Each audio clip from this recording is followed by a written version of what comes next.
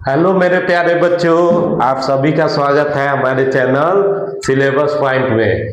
तो चलिए आज हम लोग फिर से शुरू करते हैं केमिस्ट्री का जो चैप्टर था।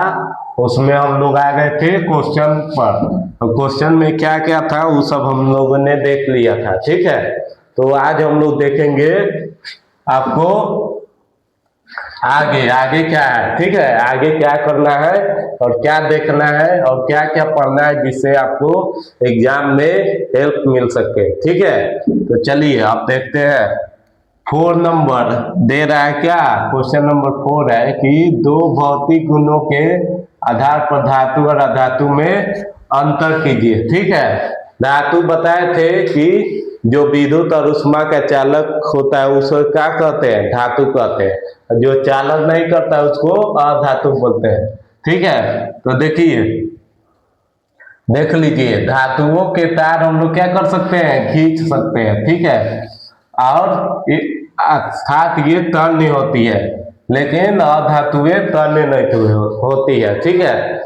मतलब धातु का हम लोग तार बड़ा सा खींच सकते हैं, यहाँ से लंबड़ा कर ऐसे ले जा सकते हैं जहां तक मन हो, ठीक है। लेकिन अधातु में आप नहीं कर सकते हैं, ठीक है।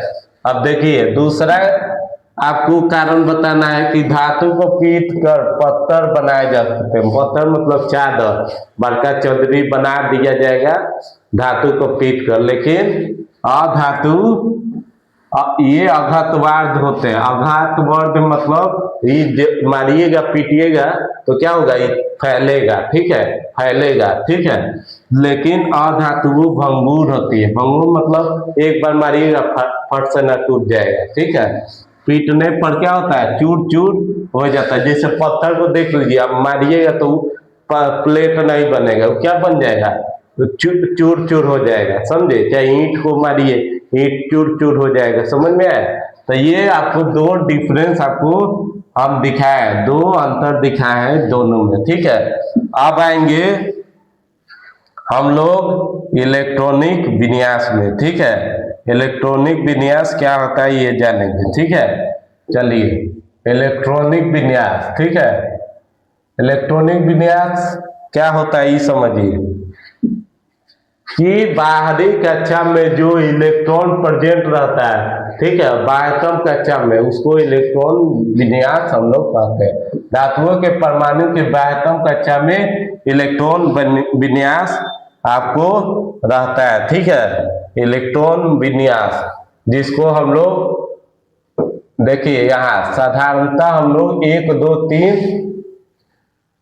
रहते हैं, ठीक है। क्या रहता है, 1 2 3, इसको इसमें इलेक्ट्रॉन रहते हैं। मतलब मान लीजिए कि जैसे इलेक्ट्रॉनिक विन्यास लिखना है हाइड्रोजन का, हाइड्रोजन का 1s1, तो इसके बाहरी कक्षा में कितना इलेक्ट्रॉन है, तो 1 इलेक्ट्रॉन है। कितना इलेक्ट्रॉन है, 1। अब मान लीजिए सोडियम का है, तो सोडियम का होता है 3s1 लास्ट में, समझे। कहीं लास्ट में कितना इलेक्ट्रॉन, 1 इलेक्ट्रॉन। और वह मैग्नीशियम का देखिएगा तो 3s2 होता है, तो लास्ट में कितना इलेक्ट्रॉन, 2 इलेक्ट्रॉन। समझ में आया। एक वीडियो आपको इलेक्ट्रॉनिक विन्यास पर हम एक दिन ला कर देंगे, जिससे आपको पूरा कॉन्सेप्ट क्लियर हो जाए और अच्छा से आप लोग पढ़ाई कर सके और ये जो इलेक्ट्रॉनिक विन्यास है वो आपको समझ में आ जाए, ठीक है। एल्युमिनियम का क्या होगा, 3 होगा, ठीक है, 3s2 और 3p1, ठीक है। ये सब समझाएंगे, एक वीडियो सेपरेट लाएंगे, सेपरेट वीडियो में आपको सब पता चल जाएगा, ठीक है। देखिए 1 2 3 इलेक्ट्रॉन रहते हैं धातु में, क्या जैसे सोडियम मैग्नीशियम एल्युमिनियम, बाह्यतम कक्षा में 1 2 3 इलेक्ट्रॉन है, ठीक है, समझे।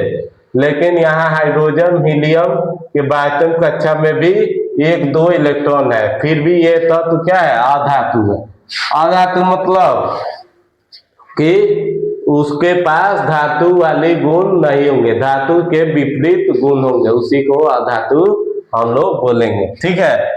चलिए अब बढ़ते हैं आगे। आगे क्वेश्चन क्या दे रहा है कि ऐसे धातु का एक एक करके उदाहरण दे, उदाहरण देना है। देखिए और ये क्वेश्चन आया है आपको 2014 में, ठीक है। तो ये बात याद रखिएगा, ऐसे धातु का उदाहरण दे। क्या देना है? कमरे के ताप पर द्रव हो, कमरे के ताप पर क्या हो? द्रव हो, समझे? कमरे के ताप पर क्या हो? द्रव हो, और उष्मा का कुचालक हो। उष्मा का क्या हो? कुचालक हो। तो कौन है भाई? तो पारा। याद रखिएगा, कौन? पारा। क्या याद रखिएगा? पारा। कमरे के ताप पर कैसा रहता है? द्रव अवस्था में रहता है। और शीशा, वो उष्मा का कुचालक है। उष्मा का क्या है? कुचालक, समझे? ये उष्मा का ये चालन नहीं करता है। चलिए अब बढ़ेंगे आगे। धातुओं के रासायनिक गुणों को लिखे। धातु के रासायनिक गुण लिखना है। एक था भौतिक गुण। भौतिक गुण में चमक, उसका देखे थे कैसा होता है, टन टन आवाज आता है कि तन्ने आता है, उसका बताना है। फिर आपको आघात बढ़ देता है, ये सब बताना है। तो वो सब हमने देखा था, लेकिन इसमें हम लोग देखेंगे रासायनिक गुण। रासायनिक गुण क्या होते हैं कि देखिए, रासायनिक गुण जैसे मान लीजिए यहाँ दिया हुआ है, रासायनिक मतलब ये ऑक्सीजन से अभिक्रिया करके भास्मिक बनाएगा। भास्मिक ऑक्साइड, भास्मिक मतलब भस्म, ठीक है? भस्म, ठीक है? भस्म किसको कहेंगे? जो जल में घुलकर OH आयन दे, उसको भस्म हम लोग बोलेंगे, ठीक है? समझे? चलिए अब देखिए, कैल्शियम ऑक्साइड, कैल्शियम ऑक्साइड बना दिया। कैल्शियम और ऑक्सीजन मिलकर मैग्नीशियम और ऑक्सीजन और धातु का ऑक्साइड बनाएगा। ये याद रखिएगा, ठीक है? ये नहीं, धातु का ऑक्साइड, ठीक है? क्या बनाते हैं? धातु के ऑक्साइड बनाते हैं। जैसे पोटेशियम, तो potassium monoxide, sodium monoxide, calcium monoxide और मैग्नीशियम मोनोऑक्साइड, समझे? चलिए चलिए अब इसके आगे बढ़ते हैं। आगे क्या दिया है तो देखते हैं।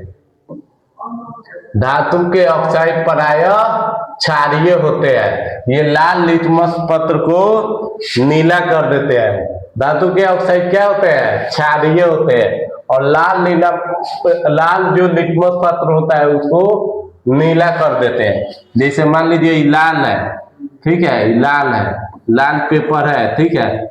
समझे? ये लाल पेपर है। अगर इसमें डालिएगा क्या, इसमें डालिएगा आप क्या, देखिए ऑक्साइड, ठीक है? तो ऑक्साइड, धातु का ऑक्साइड डाल दिए, मान लीजिए MgO, ठीक है? तो क्या हो जाएगा? देखिएगा, हम कलर चेंज कर देंगे। तो ये क्या कर रहा है कि अभिक्रिया करके लाल लिटमस पत्र को नीला कर देता है। तो नीला आपको देखिए, मान लीजिए ऐसा नीला हो गया। लाल लिटमस पत्र कैसा हो गया? नीला हो गया। तो ये याद रखिएगा, समझे? ये याद रखिएगा कि भस्म क्या करता है? जो क्षारीय होता है भस्म, जिसको हम लोग भस्म भी बोलते हैं, वो क्या करता है? लाल लिटमस पत्र को क्या करता है? नीला कर देता है। अगर नीला रहेगा तो उसको लाल कर देगा, समझे? नीला रहेगा तो उसको लाल कर देगा। ये बात ध्यान रखिएगा। चलिए, और धातु प्रायः जल से अभिक्रिया करके धातु के ऑक्साइड और हाइड्रो ऑक्साइड बनाते हैं। धातु का ऑक्साइड देखिए, जैसे मैग्नीशियम वाटर से रिएक्ट कर लिया, मतलब पानी से रिएक्शन करके मैग्नीशियम का ऑक्साइड और हाइड्रोजन गैस बनाएगा। अगर जिंक है तो जिंक का ऑक्साइड और हाइड्रोजन गैस। सोडियम है तो वो क्या बनाएगा? सोडियम हाइड्रोक्साइड, फिर हाइड्रोजन बाहर निकाल देगा। पोटेशियम होगा तो वो पोटेशियम हाइड्रोक्साइड, फिर हाइड्रोजन रिलीज करेगा। कैल्शियम है तो आपको पानी के साथ रिएक्शन करके कैल्शियम हाइड्रोक्साइड हाइड्रोजन गैस निकलेगी। सब में क्या हो रहा है? देखिए, एक बात समझ में आना चाहिए आपको कि सब में हाइड्रोजन गैस बाहर निकल रहा है। सब में क्या निकल रहा है? हाइड्रोजन गैस बाहर निकल रहा है, समझे? चलिए अब हम लोग एक बात समझते हैं, ठीक है? अब आपको एक मोटिवेशन दे दे कि मुश्किलों से डरकर बेड़ा पार नहीं होती। मुश्किलों से डरकर बेड़ा पार नहीं होती, और कोशिश करने वालों की कभी हार नहीं होती है। समझ में आया? तो ये बात ध्यान रखिएगा कि कोशिश करते रहिए, हम आपके साथ हैं। चलिए अब देखिए, धातु पराया अम्ल से अभिक्रिया करके लवण बनाते हैं और गैस मूव करते हैं। ठीक है, धातु किसके साथ अभिक्रिया करेगा? धातु का प्राकृतिक होता है क्षारीय, ये बात ध्यान रखिएगा। धातु का प्राकृतिक क्या होगा? क्षारीय रहेगा, और क्षारीय है तो अम्ल से रिएक्शन करके क्या बनाएगा? लवण और हाइड्रोजन गैस। ये बात याद रखिएगा, आपको समझ में आ गया होगा। चलिए, यहाँ सोडियम क्या बना रहा है? Sodium chloride. सब में क्या निकल रहा है? हाइड्रोजन हुआ। ये बड़ी खतरनाक गैस है, इसको ध्यान रखिए। सब में हाइड्रोजन हुआ बाहर निकल जा रहा है। ठीक है, कह रहा है हमको एक साथ नहीं रहना है, हमको बाहर जाना है, हमको फ्री करो सोडियम। तो यहाँ से कह रहा है जो बाहर निकल, बाहर भागो, और हम क्लोरीन के साथ दोस्ती कर लेंगे, यहाँ लवण हम बना लेंगे अपना। लवण का गुण क्या होता है? ना तो क्षारीय होता है, ना तो अम्लीय होता है। अब देखिए, ये कर लिया, यहाँ देखिए इस सल्फर से जाके जुड़ गया, कह दे हम जाएंगे, तुम बाहर निकलो। ये भी क्या कर रहा है कि क्लोरीन से दोस्ती कर ले रहा है, इसको बाहर निकाल दे रहा है। फिर जिंक किससे कर रहा है? क्लोरीन से। देख रहे हैं, एल्युमिनियम क्लोरीन से। ठीक है, पार्टी बदल दिया, पार्टी बदल दिया, ये पार्टी बदल दिया और रिएक्शन करके कहा कि तुम हमारे लायक नहीं है, तुम बाहर निकलो। तो ये बाहर बेचारा निकल गया। समझ में आया? ये बात याद रखिएगा कि धातु अम्ल के साथ अभिक्रिया करके धातु के क्या बनाते हैं? लवण बनाते हैं। और ऑक्साइड के साथ अभिक्रिया करके क्या बनाते हैं? धातु के ऑक्साइड। और वाटर के साथ रिएक्ट करके क्या बनाते हैं? धातु के हाइड्रोक्साइड या ऑक्साइड बनाते हैं, और हाइड्रोजन गैस मूव करते हैं। याद रखिएगा। समझ में आया? चलिए अब बढ़ते हैं आगे।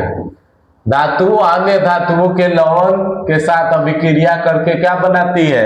एकल विस्थापन। एकल धातु की अन्य धातुओं के लवण के साथ अभिक्रिया करके, देखिए धातु है, धातु अम्ल है, धातु है और धातु अम्ल। धातु मतलब जिंक। ठीक है, फिर आपको कॉपर सल्फेट। ठीक है, तो ये क्या करेगा? जिंक को सल्फेटवा को ले लेगा, कहेगा कॉपर बाहर निकल, तो यहाँ जिंक सल्फेट बना देगा। समझ में आया? फिर आयरन है, आयरन एक निकाल देगा बाहर, और ये सल्फेट बना देगा, ये कॉपर बना देगा। समझ में आया? कॉपर अलग हो जाएगा बेचारा, ये आयरन सल्फेट आपको बन जाएगा। फिर ये कॉपरवा कहेगा कि हम भी बदला लेंगे, जिंक से बदला लेंगे, जिंक से बदला लेंगे, और फेरस के बदला तोरा से लेंगे। तो एक से ले रहा है, तो ये क्या कर रहा है? एक छाट दे रहा है, तो अपने नाइट्रेट बना दे रहा है। तो कॉपर नाइट्रेट यहाँ बन जा रहा है, यहाँ सिल्वर बाहर निकल जा रहा है। ठीक है, अब देखिए 6 नंबर ये समझना है।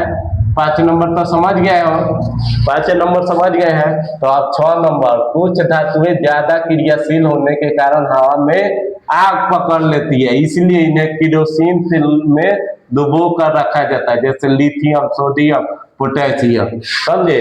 कुछ धातुएं क्या होता है? ज्यादा तेज बनते हैं, ज्यादा तेज बनने वाला का काम नहीं चलता है। समझ में आया? उसका विनाश है। इसीलिए ध्यान रखिएगा कि ज्यादा तेज नहीं बनना है, संयम से चलना है, और ये बराबर चलना है। ऐसा नहीं कि हाँ हमको सब आता है, हम कुछ भी कर लेंगे। अब बोर्ड में जाने के बाद क्या हो गया?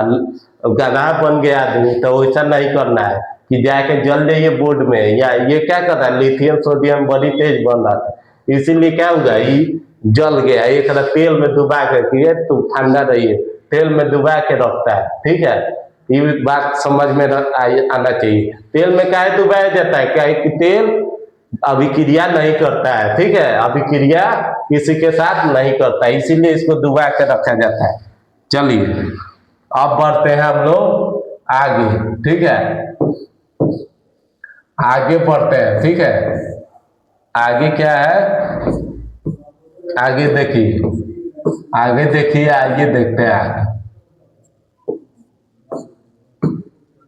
ये सब पढ़ा दिए थे, ध्यान रखिएगा, ध्यान आपको रखिएगा। अब है कि कारण बताइए सर, कारण, क्या कारण बताए? चलिए अब कारण पूछ रहा है, क्या बताए? बताओ क्या बताए? कुछ बताए? हाँ हाँ ठीक है चलो, अब बात मान लिए तुम्हारा। ठीक है, सोडियम पोटेशियम और लिथियम तेल के अंदर संग्रहित किया जाता है। ठीक है, क्यों? क्यों भाई? क्योंकि वो रिएक्शन ना कर सके। ठीक है, अब अगर मान लीजिए घर में कोनो झगड़ा कर रहा है, खूब एकदम पी खा के एकदम, तो ओकरा जाके रूम में बंद करे, ओई में पटकाए रहेगा, मारेगा, दीवार तोड़ेगा, अपना समझेगा ना, आदमी को तो नुकसान नहीं पहुंचाएगा। उसी तरह क्या है, ये सोडियम और पोटेशियम और लिथियम को हुरेल देता है तेल में, जो तेले में रहना है, तेले में जो करना है वो करना है। ठीक है, तो वो रिएक्शन तो वही में जाके रिएक्शन करेगा, कुछ ऑक्साइड और हाइड्रोक्साइड नहीं बनाएगा, और वही में लर्मो रहेगा। ठीक है, इसलिए उसको रखा जाता है तेल में। समझ में आया? देखिए, अब देखिए 2018 में बेचारा को पूछ लिया गया है कि हाँ कहाँ था तू। ठीक है, 18 में आ जाओ, फिर अगला बोर्ड में देखेंगे तुमको। तो देखिए, यहाँ सोडियम पोटेशियम और लिथियम क्या होते हैं? क्रियाशील धातु होते हैं। समझ में आया? क्रियाशील धातु होंगे मतलब वो अभिक्रिया करेंगे, वायुमंडल के नमी में क्या होते हैं? उपचयित होते हैं और अपनी चमक को खो देते हैं, और नमी के कारण हाइड्रोक्साइड में बदल जाते हैं। ठीक है, ये बात याद रखिएगा। तनको मॉइस्चर मिला, पानी मिला, वो रिएक्शन कर लेगा। समझ में आया? हम लोग को तनको पैसा दिखता है रोड पर गिरल, झट से न उठा ले, क्या है? क्या है कि रिएक्शन जल्दी हो जाता है, इसलिए एहू में रिएक्शन हो जाता है। और देखिए, पुनः वायुमंडलीय CO2 से अभिक्रिया करके कार्बोनेट में परिवर्तित हो जाते हैं। समझ में आया? मान लीजिए 200 का इधर नोट मिला, ठीक है, आगे बढ़ेंगे तो 500 का मिल जाएगा। ठीक है, 500 मिल जाएगा, गड्डियों मिल जाएगा। इसी तरह ये चाहता है कि हमारे साथ है आउट सब आए और उनमें हम चेंज हो जाए, और वायुमंडलीय ताप परिन में आग पकड़ लेता है, थोड़ा सा गर्मी लगेगा तो पसीना से हालत खराब हो जाए। ठीक है, अब देखिए, इसी कारण इन्हें तेल में डुबो कर रखा जाता है। ये बात याद हो गया होगा आपको। ठीक है, तो क्यों डुबो कर रखा जाता है? क्योंकि बहुत अभिक्रियाशील होता है, वो वायुमंडल से रिएक्शन करके और क्या करेगा? धातु का ऑक्साइड बना लेगा, चाहे कार्बन डाइऑक्साइड से कार्बोनेट बना लेगा। इसलिए उसको किस में रखते हैं हम लोग? किरोसिन में डुबा कर रखते हैं। समझ में आया? पेट्रोल में नहीं, नहीं तो पेट्रोल जल्दी उड़ जाता है। ठीक है, वोलेटाइल होता है, ये बात याद रखिए। अब चलिए, कारण देखिए,